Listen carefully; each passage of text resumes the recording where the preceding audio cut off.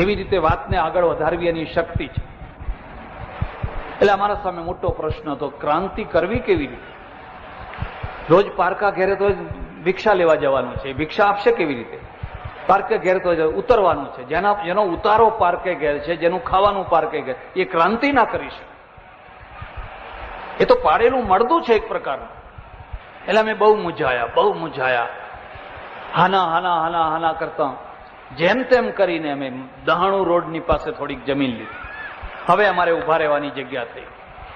હવે અમે અમારા પગ ઉપર ઉભા રહીને રોટલો ખાતા થઈ ગયા. એટલે આ ગાડીમાં બેસીને આવ્યા છે. અમારે ક્રાંતિ કરવી છે. આ વાતને સમજો. સંતાધિવાસ, સંત સ્વયંભૂ છે. તમે સંસારી છો, પતિ પત્ની છે, બાળકો છે, તમે સંત થઈ શકો. પાટલુન પહેરીને થઈ શકો, વાળ કપાવીને થઈ શકો, પંજાબી ડ્રેસ પહેરીને થઈ શકો, સાધુ ના થઈ શકો. સાધુ માટે આ બધી પ્રક્રિયા બદલવી પડે. પણ ત્યારે સંતાધિવાસનો અર્થ શું છે? એનો અર્થ એ છે કે એના 4 મુખ્ય ગુણો હોય. એનું પરમ લક્ષ્ય પરમેશ્વર હોય. તમે નોકરી કરો, ધંધો કરો, ઉદ્યોગ કરો, વેપાર કરો, પણ તમારી વૃત્તિ પરમેશ્વર ઉપર. પતિ પત્ની બે ભગવાન પાસે બેસીને પ્રાર્થના કરતા હોય. બાળકો બેઠા હોય, એક સાથે બધું આખો એક સાથે રથ ચાલી રહ્યો છે. આ 4 ઘોડા એક આમ ખેંચે ને એક આમ ખેંચે એવી રીતે નહીં.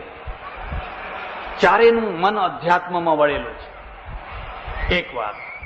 બીજી વાત, એમના ત્યાં સહજ રીતે પરમાર્થ થાય છે. સહજ રીતે એ ઈચ્છે છે કોઈ દુઃખી, કોઈ ભૂખ્યું માણસ આવે મારે ત્યાં જમે, કોઈ પાણી પીવે, કોઈ ચા પીવે. મારા ઓળખીતા એક સજ્જન પટેલ છે, ગામથી બહાર ઘર કર્યું ખેતરમાં. પછી એમને એવી ટેવ કે સવારના પહોરમાં આવડી મોટી કીટલી છે ચાની ભરી અને લીમડા નીચે જઈને બેસે. ઓટલો કરેલો, ઓટલા ઉપર, રોડ ઉપરથી માણસો જે અવર જવર કરતા હોય ને, આવો આવો આવો, એક રકાબી ચા પીતા જાઓ, એક રકાબી. 8-10 રકાબીઓ હોય, કીટલી ભરીને ચા હોય, અને બધાને ચા પીવડાવે. તો મેં કહ્યું, આમ આ રસ્તે આવતા જતા માણસોને તમે ચા પીવડાવો, એમાં તમને શું મળે છે?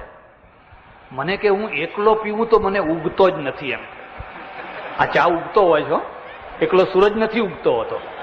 સૂરજની સાથે સાથે ચાય ઉગતો હોય છે, અને ઘણાને એકલામાં જ ઉગતો હોય છે. જો બીજો આવી ગયો તો મરી ગયા. જો કોઈ બીજો ચાના ટાઈમે આવી ગયો તો એનો તો દિવસ જ મરી ગયો, ચહેરો જ મરી ગયો. મને કે મારો ચા ઉગતો નથી. છોકરાની વહુ એટલી સારી છે ને, હું એને કહું, જો બેટા એક કેટલી ભરીને ચા તારે રોજ મને કરીને આપવાની. એટલે એ ખુશ થાય છે. સંત ભેગા થયા છે બધા. જો એ કકરાટ કરનારી ભેગી થઈ હોત ને તો ડોસાનું લોહી પી જાતે, તો ઘરડા ઘરમાં જ જવાનો દશા આવત. એ કહે છે કે હા બાપા, હું સરસ બનાવીને આપું, પીવડાવો, તમે તારે પીવડાવો. પછી જમવાનો ટાઈમ થાય ને આમ જુએ છે, કોઈ જમનારું હોય, આવો આવો આવો ભાઈ, જે આવો, ખાઓ ખાઓ ખાઓ.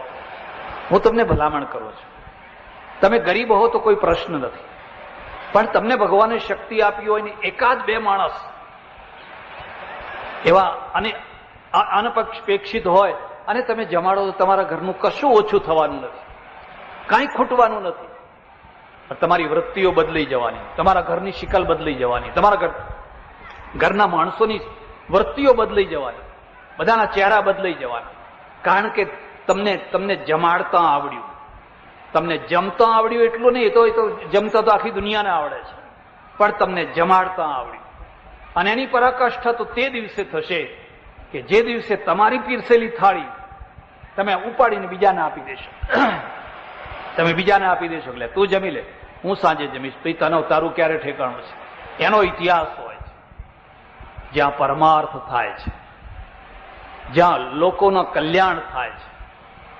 મારા એક ઓળખીતા સજ્જન છે અમેરિકામાં, પટેલ છે. $2000 બિલ આવે છે એને દર મહિને ટેલિફોન. મેં કહ્યું આટલું બધું બિલ તમે આ બધું શું? મને કે મારું એક જ કામ છે કે આપણી સોસાયટીમાં, એટલે આપણા સમાજમાં કોઈને લડાઈ થઈ હોય, કોઈને ઝઘડો થયો હોય, કોઈ રૂઠ્યા હોય, કોઈની પત્ની ચાલી ગઈ હોય, કોઈના પતિએ કંઈ કર્યું હોય, કોઈના મા બાપને કંઈ થયું હોય બધાનું હું મેળ કરાવું. આ ટેલિફોનમાં ખર્ચી એને સમજાવું, આને સમજાવું, આને સમજાવું, આને સમજાવું. અને એ બધાના પરિણામે કેટલાય ઘર સમજ્યા છે, કેટલાય ઘર સાબુત થયા છે, તૂટતા બચ્યા છે. આને સંતાધિવાસ કહેવાય.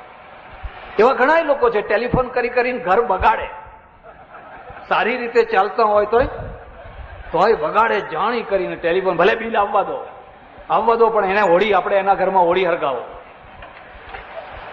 આ સંતાધિવાસ છે. સજ્જનો, અહીંયા સરસ મજાના બંગલા થયા.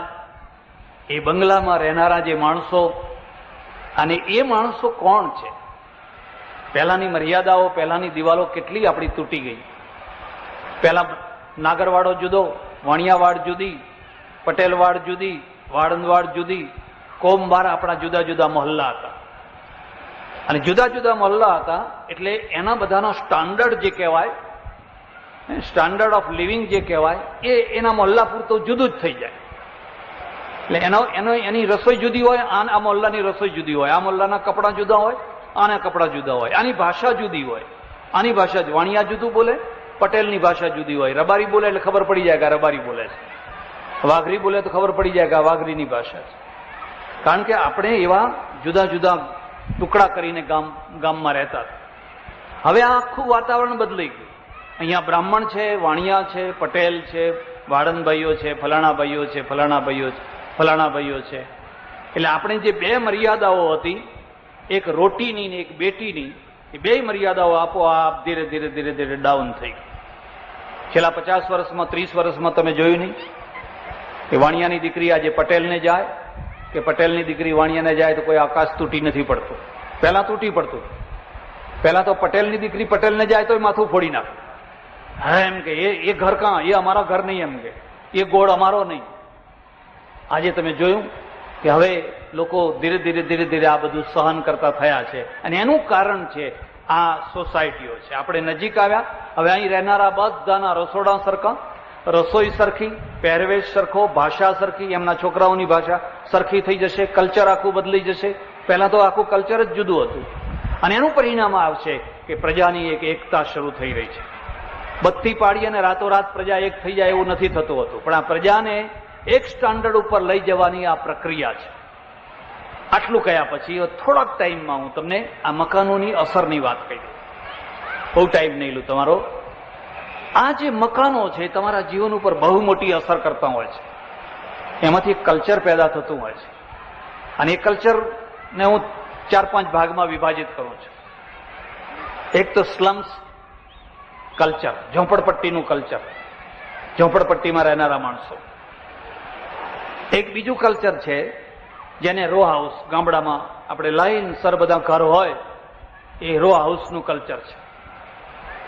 એક ત્રીજું કલ્ચર છે જેને ફ્લેટ કલ્ચર કહેવાય છે, 10-10 માળના. હવે મહેસાણામાં પણ એક 10 માળનું બિલ્ડિંગ આકાર લઈ રહ્યું છે. તો ફ્લેટ કલ્ચર છે. એક ચોથું કલ્ચર છે જેને આપણે બંગલા કલ્ચર કહીએ છીએ. ફ્લેટ નહીં, પોતાનો સેપરેટ બંગલો છે. અને એક પાંચમું કલ્ચર છે ફાર્મ હાઉસ કલ્ચર. તમે ઝોપડપટ્ટીનું કલ્ચર જોયું છે? ન કરે નારાયણ, કોઈ અત્યંત ગરીબ સ્થિતિમાં હોય, વિકટ પરિસ્થિતિમાં હોય ને ઝોપડપટ્ટીમાં રહેવું પડે. મુંબઈમાં જે ઝોપડપટ્ટીમાં રહે છે એ બધા ગરીબ નથી, ઘણા ગરીબ હશે, પણ એ તો મકાન ન મળે. અને મકાન એટલા માટે નથી મળતા, કાયદો એક પક્ષી કર્યો છે. ભાડાનો કાયદો એક પક્ષી છે. એટ્રોસિટી, ભાડાનો કાયદો, ગણોદ્ધારો, આ બધા એક પક્ષી કાયદા છે. એક પક્ષી કાયદા છે. બીજા પક્ષનો કોઈ વિચાર જ નહીં. અને જ્યાં બીજા પક્ષનો વિચાર નથી થતો હોય તો ત્યાં તો બહુ મોટો અનર્થ ઉભો થઈ જતો હોય છે. એટલે મારા ઓળખીતા એક પટેલ છે, મહારાષ્ટ્ર સરકારને કહ્યું કે આ ધારાવીની ઝોપડપટ્ટી છે એ બધી જમીન મને આપી દો, સર્વે કરો, આ બધા ઝોપડાવાળાને એક રૂમ, રસોડું, સંડાસ, બાથરૂમ સાથેનું મારે મફત આપવું, પણ 1/4 હું બધું કરી આપું, ને 3/4 જે રહે એ જમીનનો મારે જે કરવું હોય મને છૂટ આપો.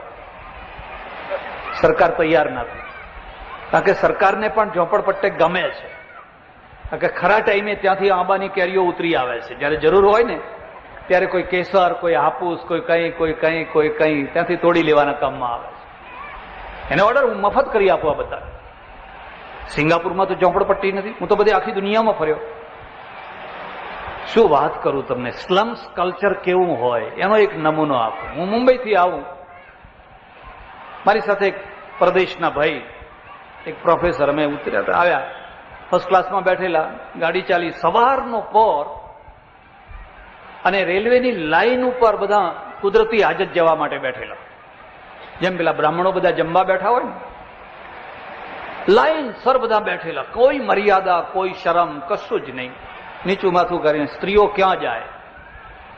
એટલે પેલો ફોરેનર્સ છે ને, એને મને પૂછ્યું કે મિસ્ટર સ્વામી, મેં કહ્યું શું છે, આ બધા અહીં કેમ લાઈનસર બેઠા છે? હવે મારે શું જવાબ આપવો એને? ભારતીય સંસ્કૃતિ, ભારતીય સંસ્કૃતિ, ભારતીય સંસ્કૃતિ, અમારું અધ્યાત્મ. મારે એને જવાબ શું આપવો? હું તો ડઘાઈ ગયો. પણ પ્રોફેસર હતા ને, બહુ વિચિત્ર બુદ્ધિવાળા હતા. એને ફટ દઈને જવાબ આપ્યો કે આ બધા સવારની પ્રાર્થના કરે છે.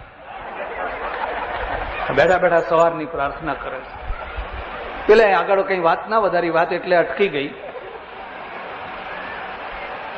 આપણા ઉપર એક કાળો ડાઘ છે. આપણે કરોડોના મંદિરો બાંધી શકીએ છીએ, જરૂર ના હોય ત્યાં બાંધી શકીએ છીએ. એવા મંદિરોમાં ફાળો આપનારા, લાખો ને કરોડો રૂપિયા આપનારા કેટલાય અહીં દાનેશ્વરીઓ છે. કરોડોના સમૈયા કરી શકીએ છીએ. 10 સંડાસ નથી બાંધી શકતા. આપણી બહેનોની આબરૂનો વિચાર નથી કરી શકતા. કારણ શું છે કે ઉપદેશ જ ખોટો છે, આખી દ્રષ્ટિ જ ખોટી છે. અને પછી પેલાને કહેવું પડે કે આ તો પ્રાર્થના કરી. એને ગળે ઉતરવાની હતી કે આ પ્રાર્થના કરવાની જગ્યા છે?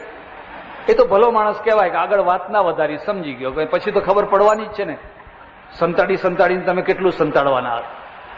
2 ઝોંપડાની વચ્ચે એક કંતાન છે, માત્ર કંતાન. કોણ કોની મર્યાદા? બાપ નોકરીએ જાય છે, આ પત્નીની આબરૂનું શું? ત્યાં તો બધા ગુંડાઓનું રાજ છે. આ જુવાન દીકરી થઈ છે, હજુ તો જુવાનીમાં પગે નથી મૂકેલ, લોકો ચૂંથી નાખશે. ત્યાં કોનું જંગલી રાજ ચાલે છે. અને ચારેય તરફ ગટર ગટર ગટર, ગંદકી ગંદકી ગંદકી. આ બધું ચોમાસાના પાણી ભરી જાય છે, પણ એમાં રહે છે. કારણ કે સ્લમ્સ કલ્ચર છે. એમાંથી એક કલ્ચર ઊભું થાય છે. પેલું રો હાઉસ છે. અને એ રો હાઉસમાં તમે જુઓ તો ગામડામાં આખી પોળોની પોળો લાઈન સર બધી હોય. એનું એક બહુ મોટું જમા પાસું છે. તમે 8 દિવસ 10 દિવસ બહાર જાઓ, તમારા ઘરની કોઈ ચિંતા નહીં, તમારી પત્નીની કોઈ ચિંતા નહીં, તમારા બાળકોની કોઈ ચિંતા નહીં. આખો મહોલ્લો રક્ષણ કરે છે. એટલે બહુ બહુ બહુ મોટું રક્ષણ થઈ રહ્યું છે. પણ એનું ઉધાર પાસું એ છે, એના બહારના ઓટલા ઉપર કેટલાક લોકો આખો દિવસ બેઠા બેઠા એ જ જોયા કરતા હોય છે, કોણ કોના ત્યાં ગયું, કોણે શું વાત કરી, કોણે શું રસોઈ કરી, કોણે શું કર્યું. આ ઘણી ડોશીઓ તો પાછલી જિંદગી વધારે એટલા માટે જીવતી હોય છે કે આ તપાસ રાખ્યા કરે. છીંકણી ક્લબ હોય ને, આ છીંકણીના ફડાકા લીધે રાખે. માત્ર એક જ ડબ્બી ખોલવાની, 2 કલાકમાં જુઓ તો કોઈ જાણે કેટલું કેટલું ઉથલ પાથલ કરી નાખ્યું. પેલા કોઈની નિંદા નથી કરતા. આજે તમે આ શહેરોમાં જઈને જોશો, આવી ક્લબો નથી, આવી બધી પંચાયતો નથી. આ રો હાઉસનું આ ઉધાર પાસું પણ છે. છોકરા ભેગા રમે છે, ઉછરે છે, એમાં ગાળો બોલતા શીખે છે, અને અપલક્ષણો શીખે છે, અને બધું શીખે છે. ઘણું બધું છે. પેલું ફ્લેટ કલ્ચર આવે છે. Flat culture. પક્ષીઓના જેમ માળા હોય એવી રીતે ક્યાં જશે માણસ? હવે આકાશ તરફ નહીં વધે તો વધશે ક્યાં? પણ એનું પણ એક ઉધાર પાસું છે. જુવાન છોકરો નોકરીએ જાય છે, જુવાન વહુ ઘરમાં છે, અને આધેડ ઉંમરનો પિતા વિધુર થયેલો છે. એ વિધુર પિતાને પણ ઘરમાં જ રહેવાનું છે. અને ફ્લેટ કલ્ચરનું પહેલું લક્ષણ છે કે બારણા હંમેશા બંધ રાખવાના. આ રો હાઉસમાં બારણા ખુલ્લા રાખવાના. હંમેશા કે લોકો કહે કે મારા ઘરનું બારણું તો ઉઘાડું રહે, અને અહીં તો બારણું ઉઘાડું રખાય. ફ્લેટમાં રહેવું હોય બારણા બંધ કરીને રહેવાનું. હવે આ જુવાન વહુ ને આધેડ ઉંમરનો એનો સસરો, એમાંથી કેટલા પ્રશ્નો ઉભા થાય છે. એવા ભયંકર પ્રશ્નો ઉભા થાય છે, એવા ભયંકર પ્રશ્નો ઉભા થાય. કારણ કે આ સસરાને જવા માટે કોઈ જગ્યા નથી, બેસવા માટે કોઈ આંગણું નથી. જાય તો કેટલો ટાઈમ જાય, પાછી અંતે તો એમાં રહેવાનું છે. એમાંથી ઘણા પ્રશ્નો ઉભા થાય છે. એને ફ્લેટ કલ્ચર કહે છે. તમે બંગલામાં રહો છો, તમારો સેપરેટ. બધાના નસીબમાં બંગલો નથી હોતો. બંગલામાં રહેવાનું કોને ના ગમે? ચોપડપટ્ટીમાં કોઈ રાજી ખુશીથી ન રહે. તમે બંગલામાં રહો છો, બંગલામાં તમને એક આનંદ છે. થોડીક દૂરી છે, થોડીક નજીક છે. જરૂર હોય ત્યારે પાસે છે, થોડીક જરૂર ના હોય તો દૂર છે. હવે તો બન્યું છે એવું કે ધોળા દિવસે કોઈના બંગલામાં પેસી જાય તો પડોશીને ખબર જ ના પડે કે આ બંગલામાં શું થઈ રહ્યું છે. કારણ કે લોકો સેપરેટ થતા ગયા, સંકુચિત થતા ગયા. સેપરેટ. પેલા રો હાઉસમાં એવું ના ચાલે. રો હાઉસમાં તો બધી ડોશીઓ ડોહાઓ હોકો પીતા જો ડોહાઓ બેઠા બેઠા ગુડગુડ ગુડગુડ, એટલે આ કોણ છે એમ કરીને તરત જ પૂછે. હવે અહીં તો કે ટીવી રિપેર કરવા આવ્યો હતો, ઘડિયાળ રિપેર કરવા આવ્યો હતો. પણ સૌથી વધારે કરુણતા છે ને એ પેલા ફાર્મ હાઉસ વાળાની છે. ફાર્મ હાઉસ વાળાને તમે સુખી ના માનતા. આખું મોટું 2 વીઘાનું ફાર્મ છે ને એમાં એક બંગલો છે, સ્વિમિંગ પુલ છે, વૈભવના બધા સાધનો છે. પણ અંદર રહેનારા માણસોને ઝંખે છે. ક્યાંય કોઈ માણસ આવે છે, કોઈ માણસ આવે છે, કોઈની સાથે વાત કરીએ, કોઈની સાથે ચિત કરીએ. અહીં બારીએ જોવું તો શું જોવું? આગળ ઝાડ સિવાય કઈ દેખાતું નથી. ચારેય તરફ કઈ દેખાતું નથી. અને ધીરે ધીરે 5 વર્ષે, 10 વર્ષે, 15 વર્ષે, 20 વર્ષે આ ફાર્મ હાઉસમાં રહેનારા માણસો અતડા પડી જતા હોય છે, એકલવાયા પડી જતા હોય છે. એમના માટે આ ક્લબો બનાવી છે. આ સાંજે જે ક્લબોમાં લોકો ભેગા થતા હોય છે ને, આવા લોકો માટે છે કે જેમને આખા 24 કલાકમાં કોઈ માણસોનો સંપર્ક જ નથી થતો હોતો. એટલે કલાક 2 કલાક લોકો સાથે હળે મળે. અને અહીંયા તો 24 કલાક ક્લબો જ ચાલી રહી છે. અહીં તો ક્લબોમાં જવાની જરૂર નથી. સવારથી સાંજ સુધી બધી કોઈ ધાર્મિક ક્લબ ચાલે છે ને કોઈ ફલાણી ક્લબ ચાલે છે ને કોઈ ફલાણી ક્લબ ચાલે છે. આ 5 જે આપણા અધિવાસ છે એની જીવન ઉપર અસર પડતી હોય છે. એટલે સજ્જનો, જે આર્કિટેક્ટે આની ડિઝાઇન બનાવી, જે બિલ્ડરોએ આ 2 વર્ષના ટૂંકા ગાળામાં આને મૂર્તિમંત રૂપ આપ્યું, મોટા ભાગે તો જેમ કહેવામાં આવ્યું એમ બિલ્ડરોના લોકો છાજિયા જ લેતા હોય છે. ઘણી વાર તો સરકારમાં પાસે ના થયું હોય ને પૈસા લઈને આપી દે ને પછી સરકારવાળા તોડી જાય એમનું ગયું, આપણું શું? ત્યારે આ બિલ્ડરોને મારે ધન્યવાદ આપવા જોઈએ કે આ લોકોએ 2 વર્ષના ટૂંકા ગાળામાં સરસ મજાના મજબૂત, વ્યવસ્થિત, સારા રોડ, પાણી, ગટર, ફલાણું પૂરી વ્યવસ્થા સાથે ના બંગલા બનાવીને આપ્યા. એટલે તમે એમનું બહુમાન કર્યું એ ખરેખર યોગ્ય જ કર્યું છે. આવા બિલ્ડરોનું બહુમાન થવું જ જોઈએ. અને આ નીતિથી આગળ ચાલીને ભારત મહાન થશે. આપણે બિલ્ડરોના દુશ્મન નથી, આવા બિલ્ડરોના આપણે મિત્ર છીએ. આવા બિલ્ડરો વધુને વધુ થાય અને વધુને વધુ સોસાયટીઓ બનાવે અને લોકોનો આશીર્વાદ મેળવે કે ભાઈ ભગવાન તમારું ભલું કરે, અમને તમે બહુ સારું કરીને આપ્યું. એટલું જ નહીં, ઉપરથી 4 લાખ રૂપિયા, બરાબર ને? હે? તો આ બિલ્ડરોને પણ મારા તરફથી ધન્યવાદ છે. અને આ સોસાયટીએ જે અભિવાદન સમારોહ ગોઠવ્યો તો એના માટે એમને પણ ધન્યવાદ છે કે તમે કૃતજ્ઞ ન થયા કે આ ભાઈ આટલું સરસ કામ કરનારને આપણે પણ કંઈક નવાજીએ અને એમનું બહુમાન કરીએ. એટલે બંને પક્ષને હું ધન્યવાદ આપું છું. પરમેશ્વરને પ્રાર્થના કરું છું કે હવે આ 100 ને કેટલા બંગલા છે? 148 બંગલામાં રહેનારા જે પરિવારો છે એ તમે એક પરિવારના થયા. એટલે વર્ષમાં 1 વાર સમૂહ ભોજન રાખજો. તમારે જે દિવસ અનુકૂળ કરતો હોય કરો, પણ વર્ષમાં ઓછામાં ઓછો 1 વાર તો 164 બંગલાના નાનામાં નાના બાળકો એક જગ્યાએ ખીચડીને કઢી ખાજો. તમને બીજું કઈ ના ઠીક લાગે તો ખીચડી, અને ખીચડીને કઢી શું કામ ખાયા? હવે શું કામ લાડવા ખાય? શું કામ લાડવા ના ખાય? પ્રેમથી સારી રીતે જમજો, જમાડજો, હળીમળીને રહેજો, નવરાત્રીના ગરબા ગાજો. અને બીજા પર્વો આવે, જૈનોનું આવે તો જૈનોને સાથ આપજો, બીજાનો આવે તો બીજાને સાથ આપજો. સંપ્રદાય તમારો હોય તો થોડોક રાખજો, એને ચુસ્ત ના બનાવી દેશો, એને કટ્ટર ના બનાવી દેશો. કટ્ટર સંપ્રદાય તો કોરડું મગ જેવો છે, ચડે જ નહીં, કોઈના ભેગો ભળે જ નહીં. એને ઉકાળ કરો, પણ જ્યારે ખાઓ ત્યારે તમારા દાંત ખાટા કરી નાખે, કડકડ કરી નાખે. એટલે કદી પણ કટ્ટર સંપ્રદાયવાદી ના થશો, બને તો માનવતાવાદી થશો. સંપ્રદાયથી મુક્ત થાઓ અને માનવતાવાદી થાઓ તો એના જેવું વધારે ઉત્તમ નહીં. હું પરમેશ્વરને પ્રાર્થના કરું કે આ 148 બંગલામાં રહેનારા સંપીને, જંપીને, હળીમળીને, સુખપૂર્વક, શાંતિપૂર્વક પોતાના પરિવાર સમજીને સુખમાં દુઃખમાં એક થઈને રહે. મને આનંદ થયો કે કે એક ડોક્ટરનું અકસ્માતમાં અવસાન થયું, સોસાયટીએ એના બાળકોનો ભાર ઉપાડી લીધો કે અમે આ સોસાયટી આખી એવી એના બાળકોને ભણાવશે. બસ આનું નામ તો પરિવાર છે. આવી રીતે હળીમળીને એક થઈને રહો. પરમેશ્વર સૌનું ભલું કરે, સૌનું મંગળ કરે. આભાર, ધન્યવાદ. હરિઓમ તત્સત.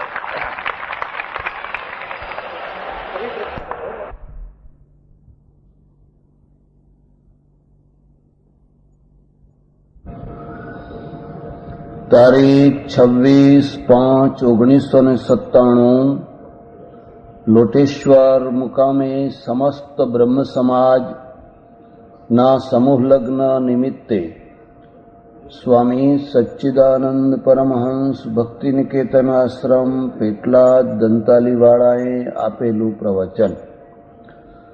આ સમૂહ લગ્ન મુજપુરના શ્રીમાળી બ્રાહ્મણોના દ્વારા આયોજિત થયું હતું. નમઃ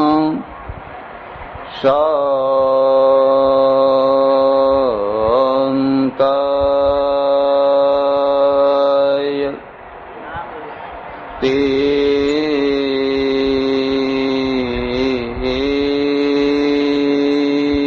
તેજસે.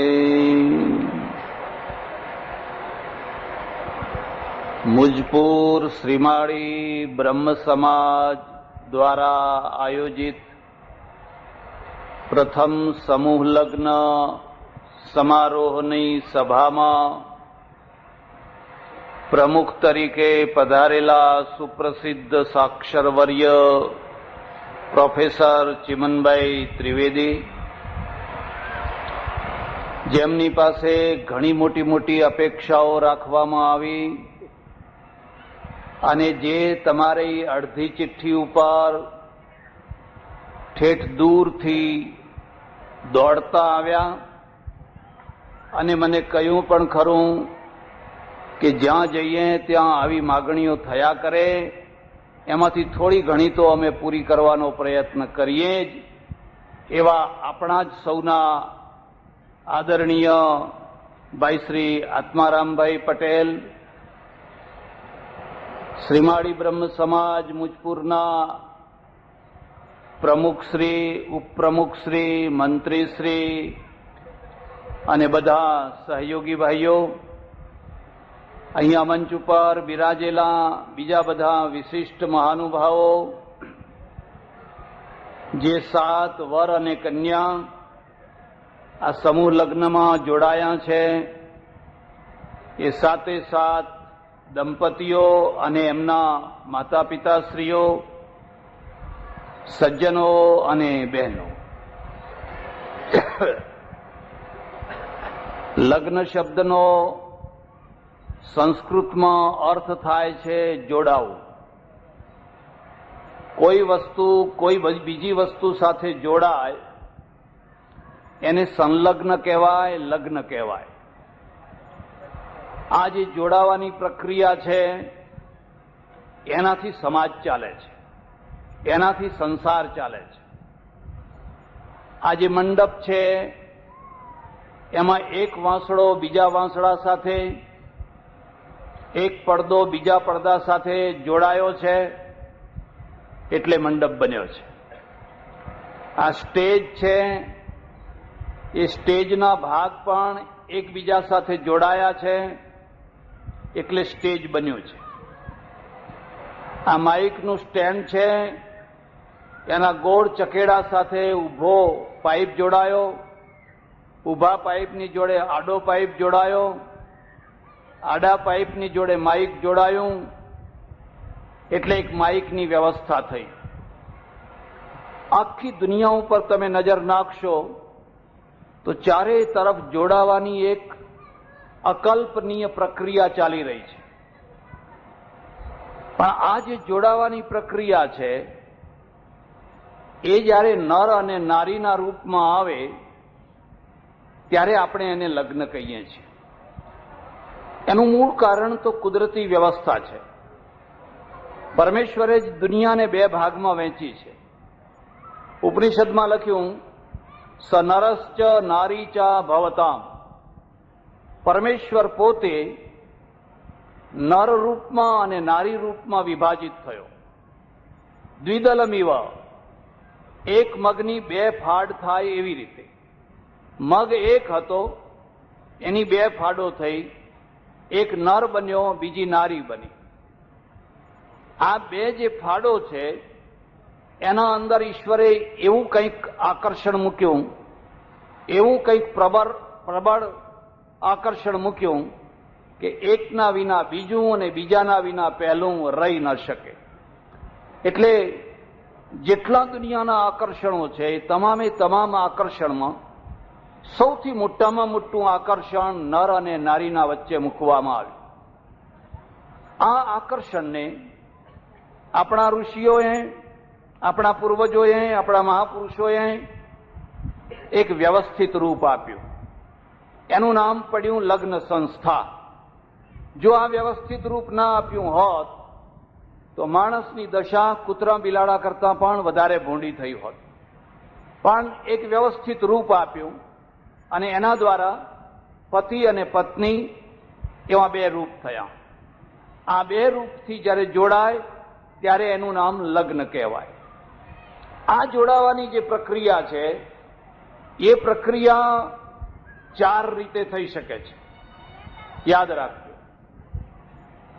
તમે કોઈ વાર જુઓ, તમારી પાસે એક કાગળ છે, એના ઉપર થોડું પાણી ચોપડો અને કોઈ દિવાલના ઉપર જઈને ચોંટાડો તો એ કાગળ ચોંટી જશે. પણ એ કાગળ ક્યાં સુધી ચોંટી જશે? જ્યાં સુધી એના ઉપર તડકો ન પડે ત્યાં સુધી, જ્યાં સુધી એના ઉપર પવન ન ફૂંકાય ત્યાં સુધી. પાણીનો ચોંટાડેલો કાગળ થોડોક ટાઈમ તો ચોંટશે, પણ જ્યાં એના ઉપર તડકો પડ્યો અને પાણી સુકાઈ ગયું, કાગળ ઉખડીને ઉડવા લાગશે. પવન આવ્યો, પાણી સુકાઈ ગયું, કાગળ જુદો થઈ જશે. એટલે આ જે જોડાવાની પ્રક્રિયા છે એ એકદમ બિલકુલ કાચામાં કાચી પ્રક્રિયા છે. એનું એક બીજું રૂપ થયું, કાગળના ઉપર પાણી નહીં ચોપડવાનું, પણ કાગળના ઉપર ગુંદર ચોપડવાનું. સરસ મજાના ગુંદરથી કાગળને ચોપડ્યો, પછી દિવાલ ઉપર ચોંટાડી દીધો. હવે તડકો પડે તોય ભલે, પવન ફૂંકાય તોય ભલે, એ કાગળ ઉખડવાનો નથી. કારણ કે એને જોડનારી તત્વ ચિકાસ છે. અમારે ત્યાં સંસ્કૃતમાં ચિકાસ માટે શબ્દ વપરાય છે સ્નેહ. સ્નેહ, સ્નેહનો આપણો ગુજરાતીનો સીધો અર્થ થાય છે પ્રેમ, ભાવ, લાગણીઓ, ભાવનાઓ. પાણીમાં એ ચિકાસ નથી, પણ ગુંદરમાં એ ચિકાસ છે.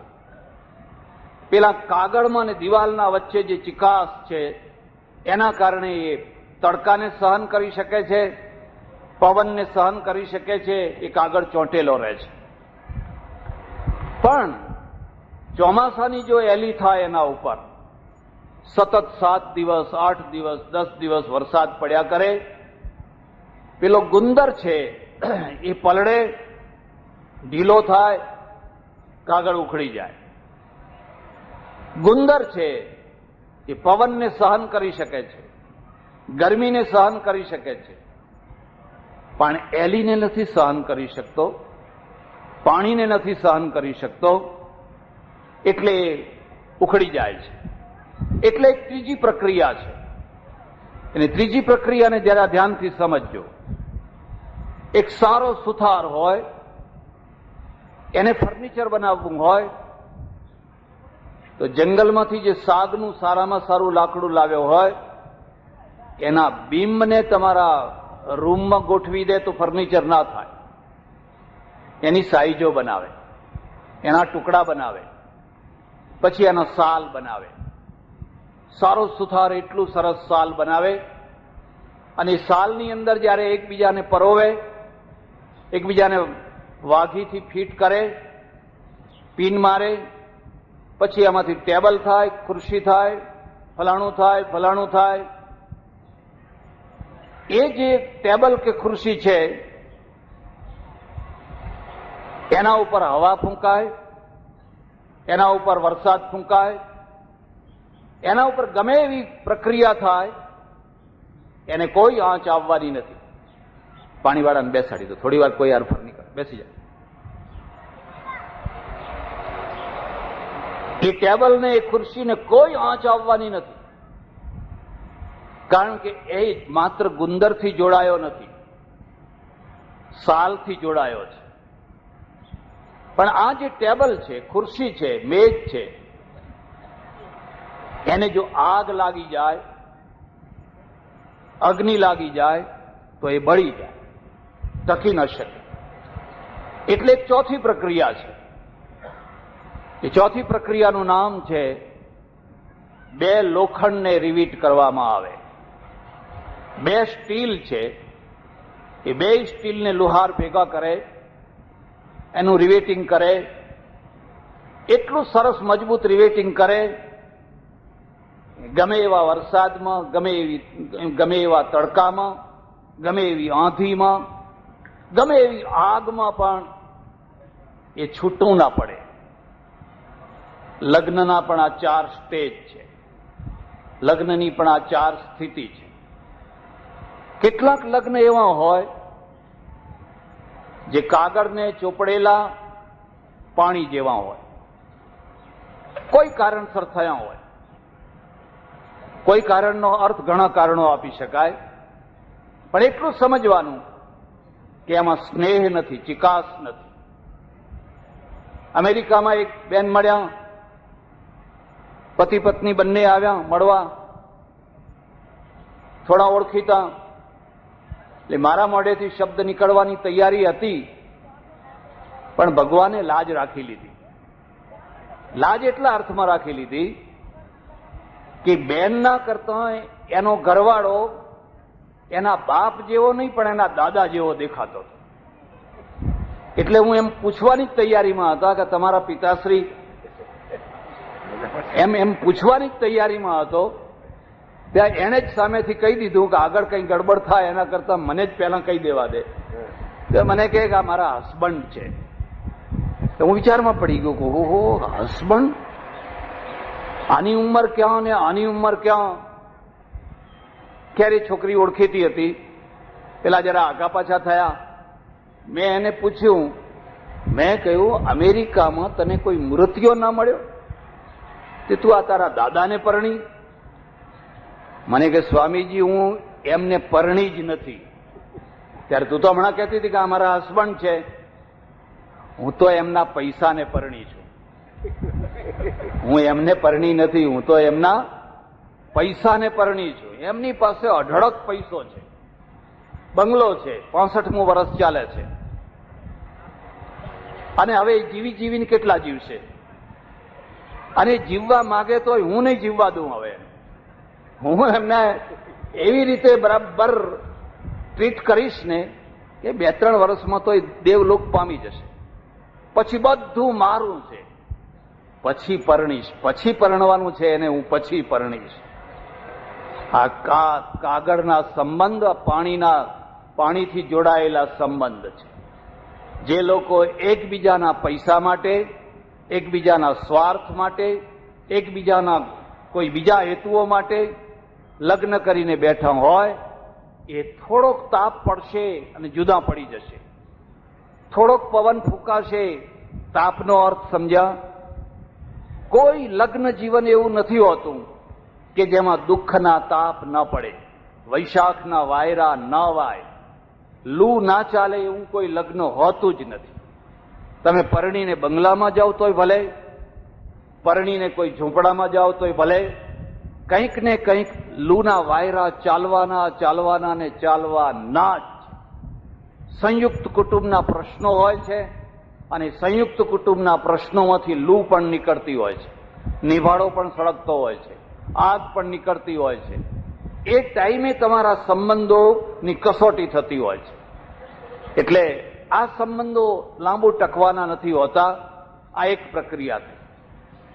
એક બીજી પ્રક્રિયા છે જ્યાં વર અને કન્યા આ બંનેને અંતરથી એકબીજા ઉપર પ્રેમ છે.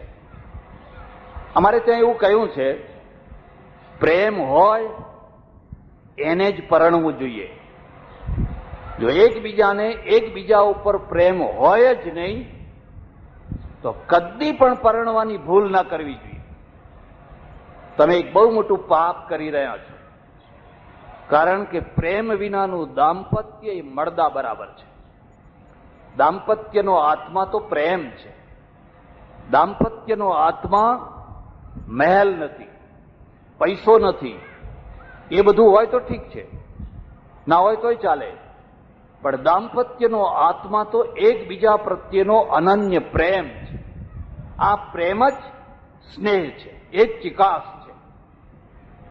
એટલે એક બીજું લગ્ન છે જેમાં નર અને નારી, વર અને કન્યા, આ બંનેને એકબીજા ઉપર પ્રેમ છે. પ્રેમ અને શ્રદ્ધા, એમાં બે મોટા ગુણો છે. શ્રદ્ધા અને પ્રેમ દોષ નથી જોતા. તમને તમારા ભગવાન ઉપર શ્રદ્ધા છે, તમારા વડીલો ઉપર શ્રદ્ધા છે, તમારા મા બાપ ઉપર શ્રદ્ધા છે, તમને દોષ નહીં દેખાય. શ્રદ્ધા નહીં હોય તો તરત દોષ દેખાશે. પ્રેમ દોષ નથી જોતો. તમને તમારા બાળક ઉપર પ્રેમ છે, તમને તમારા બાળકમાં દોષ નહીં દેખાય. પણ જો પ્રેમ અને શ્રદ્ધા નહીં હોય તો સાથેના માણસ સાથે તમને ડગલે ને પગલે દોષ દેખાશે. અને જે વારંવાર સાથે રહેવાનું છે, અઠવાડિયે એકાદ વાર મળે, મહિને એકાદ વાર મળે, એનો એકાદ દોષ હોય, જોયો ના જોયો તો ગમે એમ જતો કરી શકો. તમે દુકાનદાર છો, મહિને એક ગ્રાહક આવે છે, બીડી ફૂંકવાની ટેવ છે, કંઈક બીજી ટેવ છે, દારૂડિયો છે, જવા દો. મહિને એકાદ વાર પનારું પડ્યું. આ તો રોજનું કાયમનું પનારું છે. જે માણસ સતત તમારા સંપર્કમાં રહેવાનો છે, એના પ્રત્યે જો તમારું શ્રદ્ધા નહીં હોય કે પ્રેમ નહીં હોય તો દોષો જોવાની વૃત્તિ ઉશ્કેરી જશે. અને આ દોષ વૃત્તિ તમને થકવી નાખશે. તમને દોષ જ દોષ, દોષ જ દોષ, દોષ જ દોષ, દોષ જ દોષ, એ તમને થકવી નાખશે. તમને ચીડચીડા બનાવી દેશે. તમારા અંદર ઘૃણા ઊભી કરી દેશે. અને ઘૃણાનું પરિણામ એ આવશે, તમારું લગ્ન જીવન નિષ્ફળ જશે. તમે થાકી જશો, ઘરમાં થાકી જશો. એનું મૂળ કારણ એ છે કે તમે પ્રેમ પ્રગટાવી નથી શક્યા. અને જે કાર્યમાં પ્રેમ પ્રગટાવ્યા વિના કાર્ય થઈ જ ન શકે એ કાર્ય કરી બેઠા છો. એટલે આ બીજું લગ્ન છે. અને એ લગ્નની મહિમા, મહત્તા સ્નેહથી, ચિકાસથી છે. જો તમારો પ્રેમ હશે તો સીતા અને રામની માફક કદાચ રાજગાદી છોડીને વનમાં જવાનું થશે તો વનમાંય તમારું દાંપત્ય દીપી ઉઠશે. કદી સીતાને અયોધ્યા યાદ ના આવી, કદી સીતા રડ્યા નહીં કે હું મારું અયોધ્યા છોડીને આવી, મારા બાપનું ઘર છોડીને આવી. કદી એને પિયર યાદ ના આવ્યું, કારણ કે રામનો અઢળક પ્રેમ એને મળ્યો. અઢળક પ્રેમે બાકી બધું ધોઈ નાખ્યું, બધા દુઃખોને ધોઈ નાખ્યું. આ બીજું લગ્ન છે. પણ આ જે સ્નેહ છે, પ્રેમ છે, એની એક બહુ મોટી દુર્બળતા યાદ રાખજો. એમાં સ્થાયી ભાવ નથી હોતો, એ ઉભરો હોય છે. દૂધમાં ઉભરો આવે, નીચેનો સ્ટવ ઓછો થાય, ઉભરો નીચે બેસી જાય. એમ પ્રેમ છે, શ્રદ્ધા છે. તમે લોટેશ્વર આવતા હો, તમારું કાર્ય સફળ થાય તો સોમવાર ફરતા થઈ જાઓ. પણ ઉપરા ઉપરી 2 વાર જો છોકરો નાપાસ થાય એટલે તરત જ કહો કે હવે મહાદેવમાં કઈ સાચ રહ્યું દેખાતું નથી, આ પહેલા જેવા હવે મહાદેવ રહ્યા, એટલે તમે સોમવાર ભરતા ઓછા થઈ જાઓ. શ્રદ્ધા અને પ્રેમ સ્થાયી ભાવ નથી. એટલે વલ્લભાચાર્યને એના માટે પુષ્ટિ શબ્દ વાપરવો પડ્યો. એને પુષ્ટ કરવો પડે, વારંવાર એને પુષ્ટ કરવો પડે. એક ટાઈમે ઉભરો હોય અને ઉભરામાં તમે કેટલાય ઉભરાઈ ગયા. સમુદ્રમાં ભરતી આવી અને ખાડી બંને છેડે છલોછલ છલકાઈ ગઈ. પણ ખાડીમાં જ્યારે ઓટ આવશે, વેક્યુમ થશે અને ખાડીનું તળિયું દેખાતું થશે, ત્યારે તમે જીરવી નહીં શકો, સહન નહીં કરી શકો. જીવનમાં ભરતીને ઓટ આવ્યા જ કરતી હોય છે. ભરતીના દિવસો તો બહુ સારી રીતે વીતી જતા હોય છે. ઓટના દિવસોને પણ સારી રીતે વિતાવી શકે, હસતા હસતા વિતાવી શકે, એને જ્ઞાની કહેવાય. રામ જ્ઞાની છે, યુધિષ્ઠિર જ્ઞાની છે. વનમાં ભટકીને પણ એ હસતા હસતા કિલ્લોલ કરતા કરતા પોતાના દિવસો વ્યતીત કરી શકે છે, ઓઠમાં પણ. એટલે એક ત્રીજું લગ્ન છે. એ ત્રીજું લગ્ન શું છે? નર અને નારી, વર અને કન્યા, આ બંનેના દ્વારા જ માત્ર પ્રેમથી નહીં, પણ બંનેના મા બાપોના દ્વારા, બંનેના પરિવારોના દ્વારા બેયનો હસ્તમેળાપ કર્યો. ભારતમાં વર કન્યા બે જ નથી પરણતા, બે પરિવારો પરણે છે. પશ્ચિમમાં બે માણસો જ પરણે છે. છૂટા થાય તો બે માણસો જ છૂટા થાય છે, એટલે એની સમાજ ઉપર, પરિવાર ઉપર કોઈ અસર નથી પડતી. અહીંયા તો પરણે તોય બે પરિવારો પરણે છે, અને છૂટા પડે તોય બે પરિવારો છૂટા પડે છે. એની અસર કુટુંબ ઉપર પડતી હોય છે. એટલે વરકન્યાના મા બાપ બંને મળ્યા અને આખી વિધિને સ્વીકૃતિ આપી.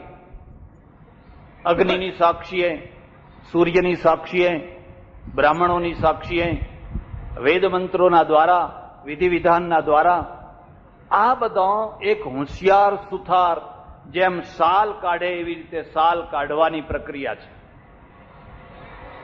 એટલે કાલે કદાચ કોઈને છૂટું થવું હોય તો બહુ જલ્દીથી છૂટા નહીં થઈ શકે. જ્યારે તમારી કોઈ આપત્તિનો ટાઈમ હશે, તમારો પરિવાર તમારી સાથે હશે, તમારું કુટુંબ તમારી સાથે હશે.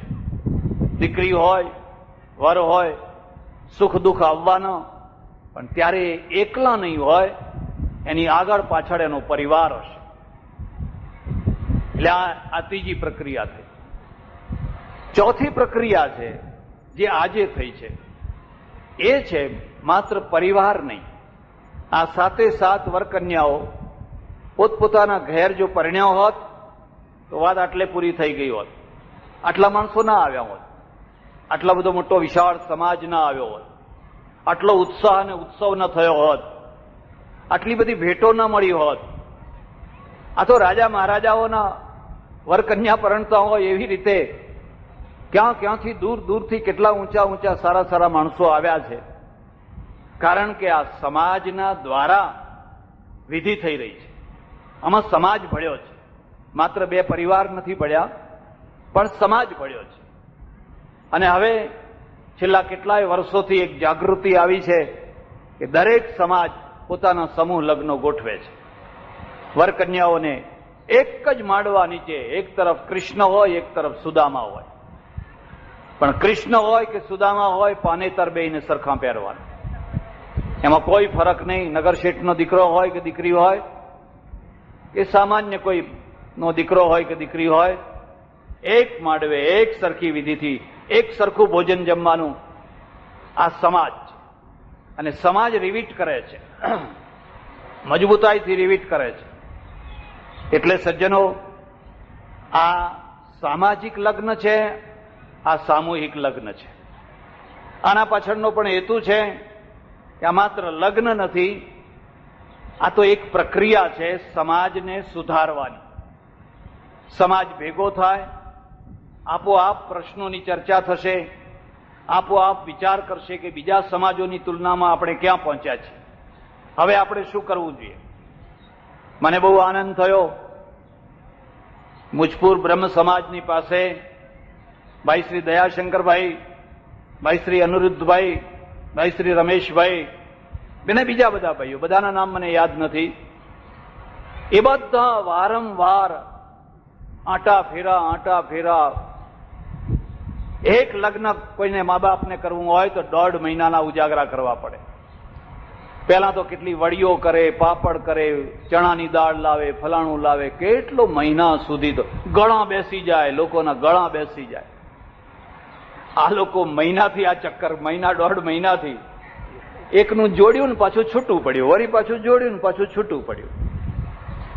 આ આયોજન કોઈ જેવું તેવું આયોજન નથી. બધાને રહેવાની, જમવાની બધી વ્યવસ્થા કરવી સમાજે ભાર ઉપાડી લીધો. ચિમનલાલ ત્રિવેદી ભળ્યા, ભાઈ શ્રી પ્રભાશંકરભાઈ ભળ્યા, બીજા બધા સારા સારા લોકો ભળ્યા. મેં એમને આગ્રહ કરેલો કે હવે શ્રીમાળી સુધી સીમિત ન રહો, સમસ્ત બ્રહ્મ સમાજને લઈ લો. દુનિયા મોટી થઈ રહી છે, તમારું કુંડાળું મોટું બનાવો, સમયને ઓળખો. નાના કુંડાળાવાળા આપોઆપ ભૂંસાઈ જવાના છે, આપોઆપ કુંડાળા મોટા થઈ રહ્યા છે. આ પટેલોને પૂછો, હવે એમના ગોળ તૂટી રહ્યા છે અને પટેલ બધા એક થઈ રહ્યા છે. હવે તો પટેલ વાણિયાની કન્યા લાવે ને વાણિયા પટેલની કન્યા લાવે તોય કશો વાંધો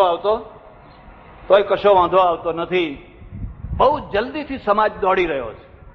એટલે તમે સમસ્ત બ્રહ્મ સમાજ ને ભેગો કરો. એમાં તપોધન બ્રાહ્મણ હોય, અવધિષ્ય હોય, શ્રીમાળી હોય, બીજા હોય, ત્રીજા હોય, બધા કરો. કંઈક એવું થયેલું ખરું, પણ પછી કંઈક અનુકૂળતા ના રહી.